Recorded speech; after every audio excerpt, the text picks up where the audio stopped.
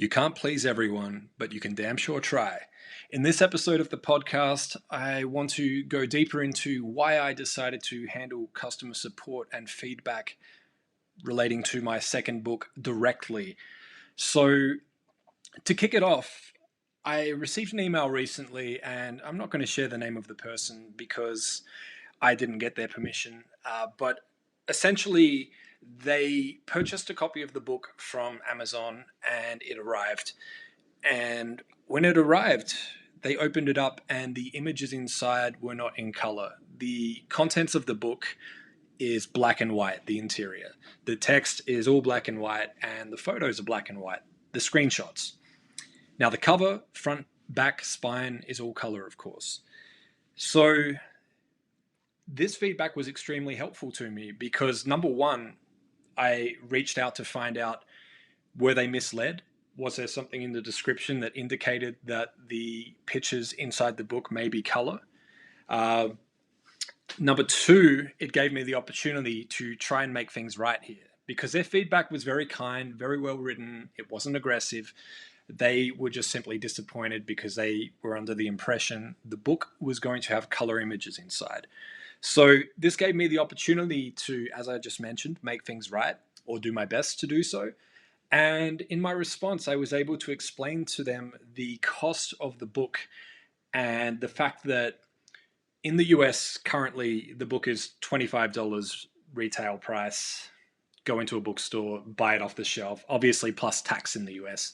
So on Amazon, $25 US.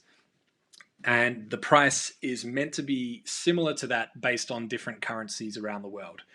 Now, had I chosen to go to the next option up, which is full color printing for that amount of pages, the cost would have been so much that the book would need to be sold for at least $35 US for me to actually make money from that.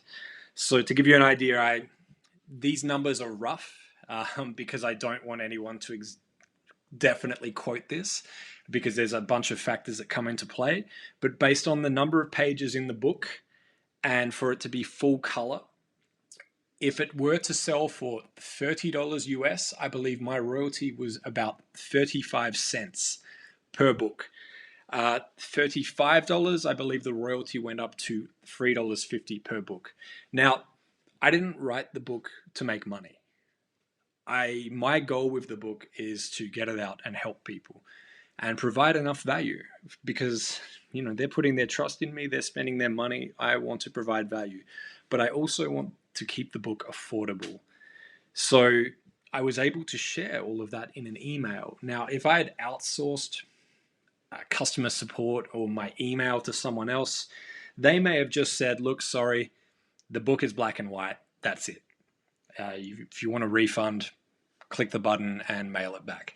So for me, it's extremely important to have these conversations, to learn and to see if there's anything that could be made clearer, anything that could be improved. Not only that, but knowing that there is potentially demand for a version of the book that has full color printing. I've also had people asking if there's going to be a hardcover. Once again, the costs would go up significantly for a hardcover version, but I have had people mention that they like the idea of that as a almost collector's edition where the hardcover version is in color and it has the hard spine and cover and backing, and obviously it's more expensive, but they see that as a collector's edition that they would like to obtain. So, that's the reason why, well, one of the reasons why this is so important.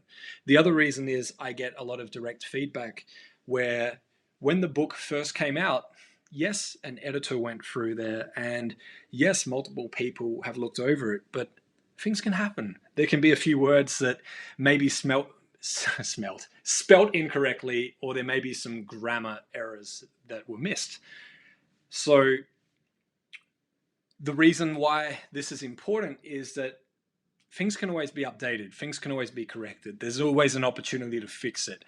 I would have rather put the book out 99% done than not at all. And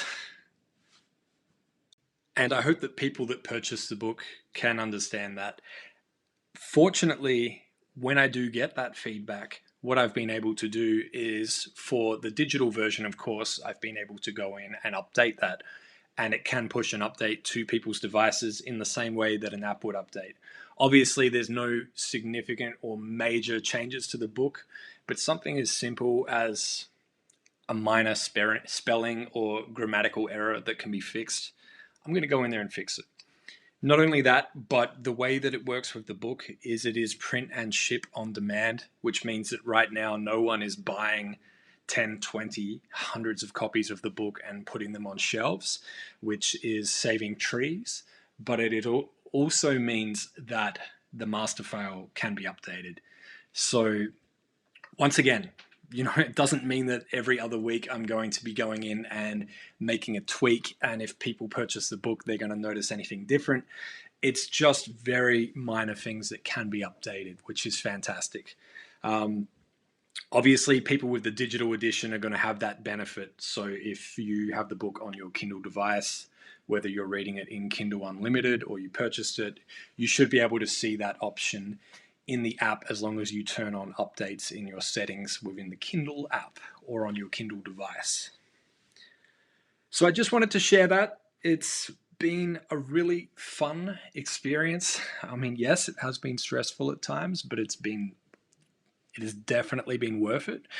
And I'm going to continue to share learnings from this process because it's been a lot more hands-on this time with the second book.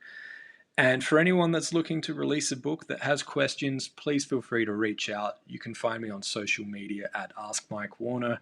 And for anyone that's interested in checking out the book, there will be a link in the show notes as well. I hope you've enjoyed this episode. I look forward to seeing you in the next episode of the podcast.